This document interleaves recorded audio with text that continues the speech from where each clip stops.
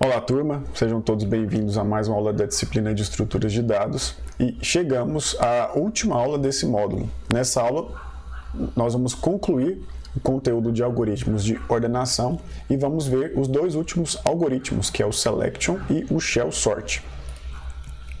O primeiro deles, que é o selection sort, ele tem como princípio selecionar o menor item do vetor em uma passagem e ao final dessa primeira passagem trocar esse menor trocar o primeiro elemento do vetor por esse menor elemento que foi selecionado nessa passagem. Então ela faz essa passagem, né, n-1 vezes para os elementos restantes e depois n-2, n-3 até que chegue no final do vetor, que é o último item. A diferença desse método em relação ao bubble sort e ao insertion sort, que foram os primeiros que a gente viu, é que no selection sort ele realiza apenas uma troca por iteração. Então ele passa por todo o vetor, descobre qual que é o menor de todos eles, no caso de uma ordenação crescente, e aí ele vai trocar o primeiro elemento por esse menor ao final.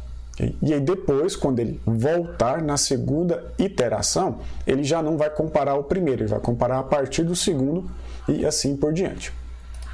Vamos à demonstração do selection sort. Aqui eu tenho um vetor de 5 posições, né? 5, 3, 2, 4 e 1. E eu vou fazer a primeira passagem comparando 2 a 2. Eu vou comparar aqui, ó, se 5 é maior que 3. 5 é maior que 3, verdadeiro. Então, eu troco o 5 pelo 3, né? E o 3, que é o menor, eu não vou trocar e colocar no lugar do 5. Eu vou selecionar ele, vou deixar ele numa variável separada e marcar ele como menor. A partir dessa primeira comparação, eu não vou comparar par a par dentro do vetor, mas sim cada um dos elementos que está no vetor com esse menor que está de fora. Agora eu comparo aqui, 2 é menor que 3? Sim, então eu faço a troca. Menor agora passa a ser o 2. E eu comparo com o próximo, 4. Menor que 2? Não, então não faço nada. E passo para o próximo, 1. Menor que 2? Sim, faço a troca. Agora que eu tenho que o menor na primeira passagem é 1, agora sim eu vou colocar ele na primeira posição do vetor e marco essa posição como ordenada. E agora eu vou comparar. Vou começar de novo, comparando par a par dentro do vetor, escolhendo o menor e depois eu comparo no vetor e depois eu comparo entre o que está no vetor e o menor. Agora que eu tenho o primeiro marcado como menor, eu vou comparar aqui dentro do vetor. 5 é maior que 3? Sim, então eu faço a troca. O 5 ele vai para o lugar do 3 e o 3 eu seleciono como menor. A partir desse ponto eu comparo o elemento do vetor com esse menor. 4 é menor do que 3? Não, não faço nada. 2 menor que 3? Sim, então eu faço a troca. Cheguei no final do vetor, o menor selecionado foi o 2. Então, esse 2 agora vai para a segunda posição. Inicio novamente a comparação, comparo 5 maior que 4? Sim, faço a troca, né? O 5 vem para o lugar do 4 e o 4 fica como menor. Agora eu comparo se o 3, que é o próximo, é menor do que 4. Então, faço a troca, o 3 aqui foi selecionado como menor, então ele passa aqui a ser a terceira posição do vetor. Volto novamente, comparo par a par aqui, que são os últimos, né? 5 maior do que 4? Sim, então o 5 vem para o lugar do 4 e o 4 fica como menor aqui. Então comparo aqui, que como é o último, né? Esse 4 aqui, ele vai ocupar a quarta posição e o 5 já está ordenado. Nesse caso aqui, foram 10 comparações e 8 trocas. E, por último, é o shell sort. O shell sort ele é uma extensão do insertion sort. Quando a gente usa o insertion sort, a gente compara elementos que estão adjacentes, ou seja, elementos vizinhos, 2 a 2. Né? Então, a gente vai comparando 2 a 2, par a par, até chegar no final. A diferença é que o shell sort ele divide o meu vetor em partes, e isso permite que eu possa trocar elementos distantes. Eu posso trocar um elemento que está na primeira posição com um que está lá no meio. E isso torna mais fácil, porque se eu tenho um vetor totalmente desordenado, eu buscando essas comparações à distância, eu consigo ordenar ele de forma mais rápida. E a última passagem do shell sort é o insertion sort.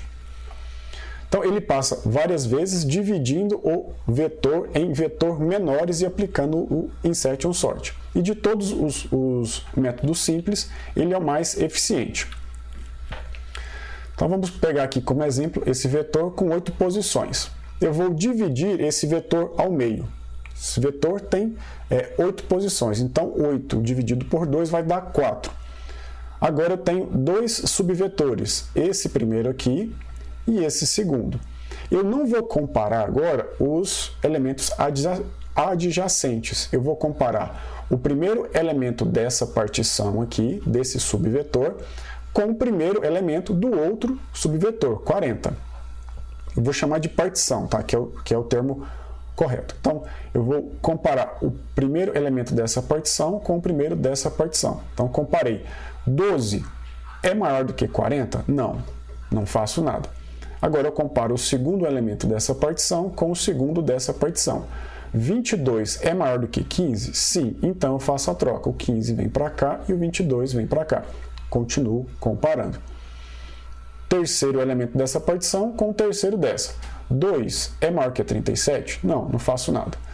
9, continuo, né? 9 maior que 38? Não, também não faço nada. Cheguei ao final, agora cada uma dessas partições, por sua vez, eu vou dividir por 2. Essa partição aqui eu vou dividir em 2 partições e essa partição também em 2. Então agora eu tenho 4 partições no meu vetor. Então eu vou comparar aqui esse primeiro elemento dessa partição com o primeiro elemento da próxima partição dele, tá? É sempre a próxima partição. 12 é maior do que 2? Sim, então eu faço a troca. Faço a troca. Depois, o último elemento dessa partição com o último da próxima. 15 maior do que 9? Sim, então eu faço a troca. Agora eu vou para a segunda partição, vou comparar o primeiro elemento da segunda partição com o primeiro elemento da terceira partição, que é a próxima. 12 maior do que 40? Não, não faço nada. 15 maior do que 22? Não, não faço nada. Agora eu vou comparar a terceira partição com a quarta. Por isso que a gente fala que ele compara elementos distantes dele, né? No começo, elementos mais distantes, e depois ele vai se aproximando, porque ele vai aos poucos deixando o vetor parcialmente ordenado. Então, agora ele vai comparar 40 maior do que 37? Sim, faz a troca. Como ele fez a troca aqui, ele vai voltar comparando e trocando. Por que que aqui, pessoal, eu não fiz a volta, né? Eu troquei o 15 pelo 9, mas não fiz a volta, porque antes dessa partição aqui não tinha nenhuma.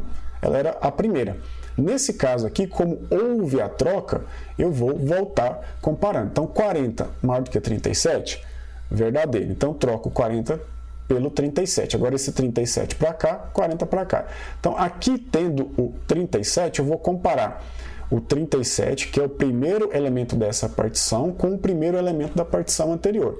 12 é maior que 37? Não, não faço nada. Então, eu volto de onde eu parei e agora eu vou comparar, né? Que eu parei aqui no 40, eu vou comparar o 22 com o 38. 22 é maior do que 38? Não, então não faço nada.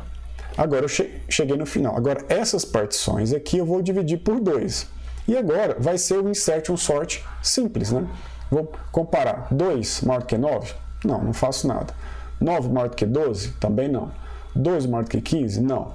12 maior do que 37? 15 maior do que 37? Não. 37 maior que 22? Sim. Então eu faço a troca e volto comparando. 15 maior que 22? Não. Então paro por aí e volto de onde eu parei. Volto para onde eu parei. 37 maior do que 40? Não. 40 maior do que 38? Sim. Então eu faço a troca, 38 pelo 40 e vice-versa, e volto comparando. 37 maior do que 38? Não. Então eu paro por aqui. Então essa última passagem é o insertion sort simples. Se eu tivesse aplicado o insertion sort nesse mesmo dado, nesse mesmo vetor, ele teria passado muito mais vezes do que o shell sort. Então, aplicando o shell sort, eu consigo ir ordenando em partes o vetor, e na última passada ele já faz o insertion sort simples com poucas trocas, né? Então ele compara todo mundo, mas ele faz poucas trocas porque esse vetor já ficou pré-ordenado. Nesse caso aqui, foram 20 comparações e 6 trocas. Muito bem, pessoal. Aqui nós encerramos essa aula e também encerramos esse módulo da disciplina. No próximo módulo, nós vamos trabalhar dar continuidade nesses métodos de ordenação, só que nós vamos trabalhar de uma forma diferente. Nesse módulo agora, vocês vão assistir essas aulas e implementar esses módulos como exercícios, tá bom? Não é como atividade avaliativa, é como exercício.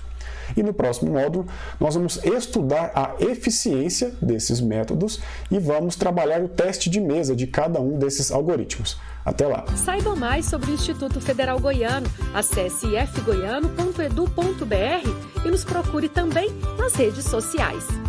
Instituto Federal Goiano. A educação te transforma, você transforma o mundo.